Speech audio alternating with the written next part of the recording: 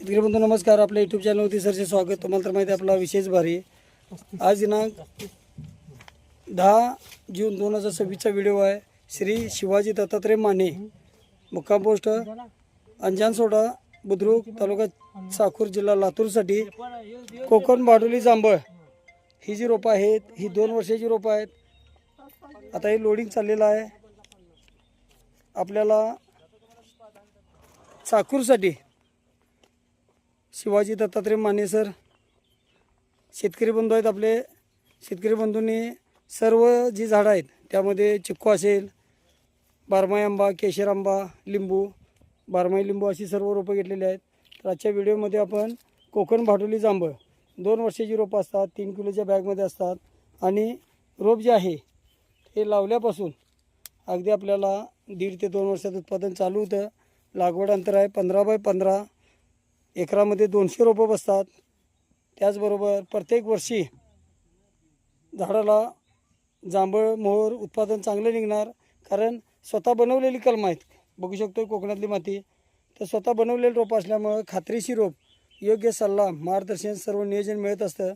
आता जांभळ शेती जर म्हटलं तर आपल्याला 15 बाय 15वरती लागवड करून मध्ये आंतरपिकं घेता येतात. मग त्यामध्ये आपण लहान वाढणारी भुईमुग असेल, सोयाबीन असेल, त्याचबरोबर भाजीपाला अशी सर्व पिकं घेऊ शकतो. कारण जांभळ जर म्हटलं हे जंगली झाड आहे. लावताना फक्त झिगझॅग पद्धतीने लागवड करायची आहे.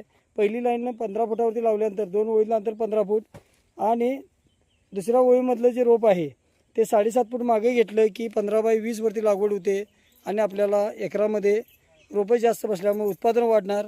कोकण बाडोली जांभळ ही गेल्या वर्षी बॉक्स पॅकिंग 250 रुपयानं श्री इंगळे साहेब जे बँकेत सर्व्हिसला आहेत त्या साहेबांनी 250 रुपयानं बॉक्स पॅकिंग जांभळ विकलेले आहे.